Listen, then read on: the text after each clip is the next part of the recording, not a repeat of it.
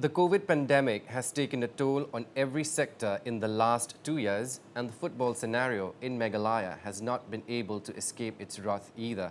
For a state which loves its football and is known for creating heroes, how harsh have the pandemic months been, and is there a ray of hope for things to revive at the earliest? Roger Sangma has this report.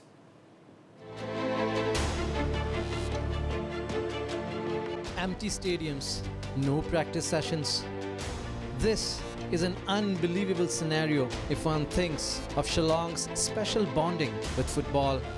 The COVID pandemic has definitely dealt a jolt to the bustling football ecosystem in the city amid those associated with the game. So the COVID pandemic has obviously hit sports very badly in Meghalaya. This pandemic actually it affects very much. It is by far the worst thing that ever happened, not just in football, but life as a whole. This pandemic has paralyzed a lot. With COVID-19 cases on the decline in the state and the government slowly easing up on the restrictions, life is slowly creeping back to normalcy in the state. However, how has this COVID pandemic affected the football scenario in the state of Meghalaya? Today, in the special report, we talk to the who's who of football. Let's find out. Since the time the pandemic struck, the state has been deprived of any action on the pitch, completely throwing things out of gear and challenging the very survival of dozens of clubs, small and big, who had been nurturing the passion for the game against all odds. COVID protocols and restrictions meant that the gates of football grounds were shut even for practice. How does one recover from the damage done by the unprecedented situation is the big question that arises. Owner of Shillong Lejong FC, the first club from the region to play in the I-League, and president of Meghalaya Football Association, Larsing Ming Saiwan, admitted that football has been badly hit by the pandemic, bringing all action to a standstill for a year and a half. Since the pandemic started, none of the leagues until about a month back were operational. So in that sense, we've practically had no footballing activities for the last year and a half. The otherwise busy General Secretary of Shillong Sports Association and Meghalaya Football Association, Mr. S.S. Rapthap, who used to be in the thick of things during tourneys, also rued the lack of football activity since over a year following the pandemic. Since last year we didn't have any program, no program like we cannot conduct football. Even this year also, up till now, everything seems to come to normalcy, but not normalcy. Actually, MFA could not conduct any football tournament during last year. And even this year also, even All India Football Federation also could not conduct any tournament. Such has been the impact of the pandemic that coaches and support staff have also lost jobs, revealed Alison Carcentiu of Northeast United. Not only this, it has also affected the players emotionally and financially. It affected the players and coaches physically, financially, and even emotionally and mentally. Majority of football people lost their jobs. They had to do something else for a living. Players couldn't keep themselves fit just by staying at home. Matches and tournaments were suspended. Fitness, performance-wise, are all important factors that were affected.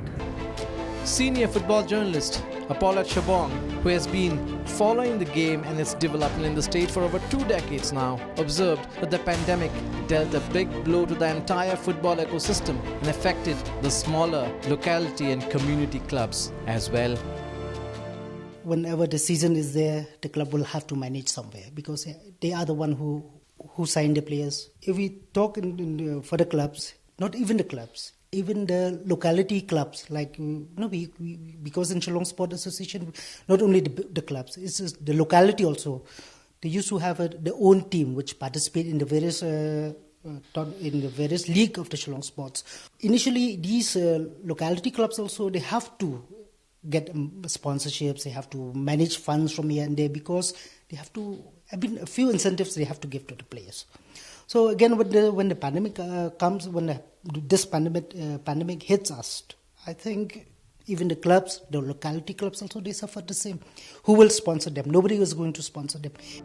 That most clubs in Shillong are focusing on youth development programs has also made things difficult as players are below 17 years of age and hence have no access to vaccines yet. We've been prohibited from, conducting any sort of trainings, except for a short window sometime in, I think, November onwards last year. But November was a winter period, so, clubs didn't really have any. Seasons normally begin in the beginning of the year, but by the time we were going to start in April, again the second wave came in. So yes, that has definitely, kept our activities to the bare minimum. As it is, we have a very, very young set of players. In fact, ours is largely a developmental squad, comprising, the senior most squad is basically comprising of kids who are below the age of 19, and they had won the Subroto Cup 2 years back, just before the pandemic. And, so the fact that most of them are below 18 has kind of compounded matters because they're not eligible for vaccine, and therefore training also becomes an issue. The pandemic has also affected community-based clubs trying to make entry into the leagues. Arki Nongrum, a former football player and now the coach of Green Age Club, spoke on the challenges faced by the community clubs and the players. We are a community club, right? We've just restarted in 2019. So that was when everybody had hope. It was the first time that some of them, the children from the youths from our community, got a chance to play in the 4th division. And they were looking forward to 2020 and 21 as well. But 2020 basically. But then the pandemic has set in, and our club, which was supposed to be, obviously financially it hit a lot, where we could have worked on projects and also worked on development projects, which everything was a full stop. So it did have an adverse effect on moving forward. So what is the way forward? Is it possible to bring football out of the COVID-induced slumber soon?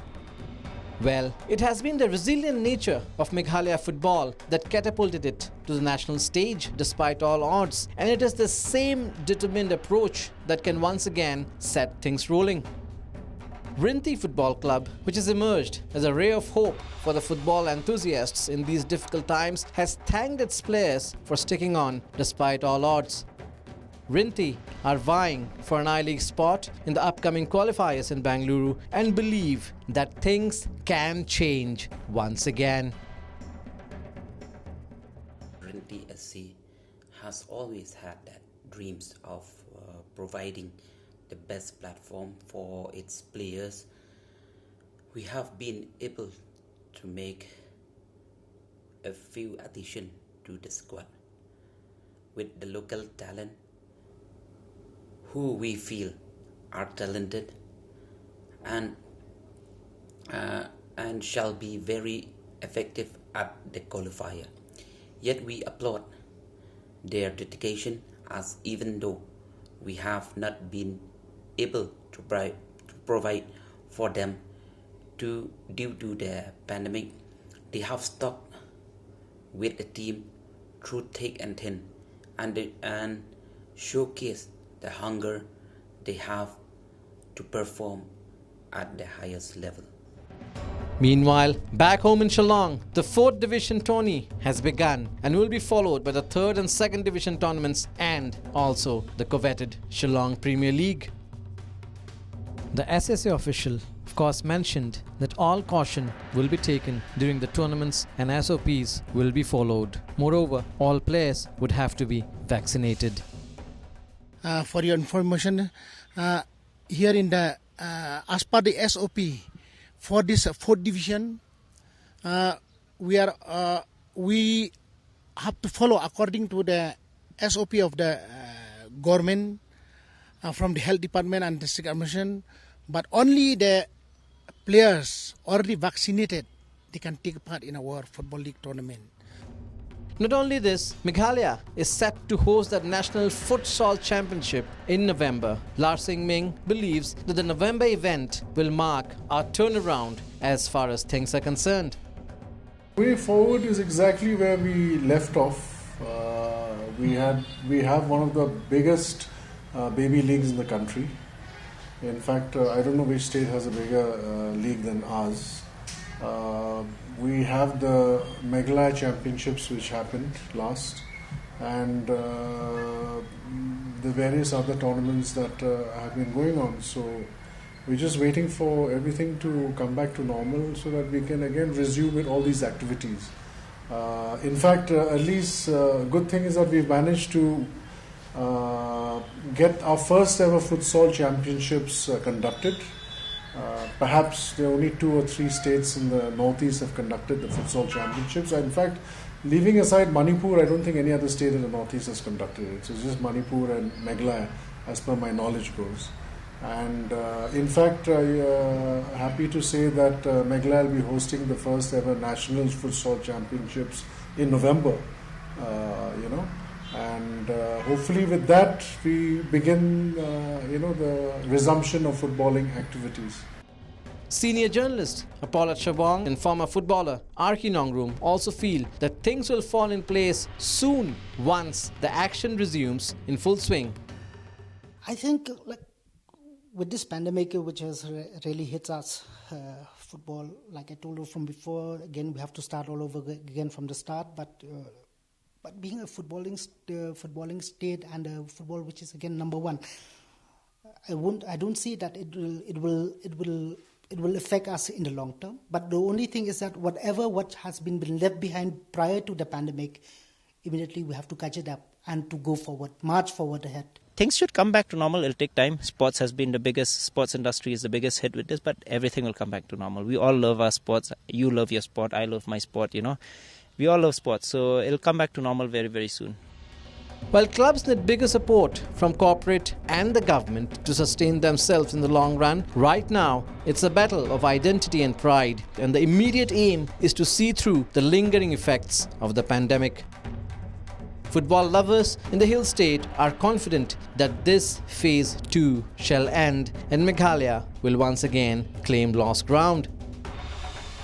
The frenzied crowd will be back again, and the grounds in Polo will once again reverberate with cheers and produce heroes to be cherished for decades.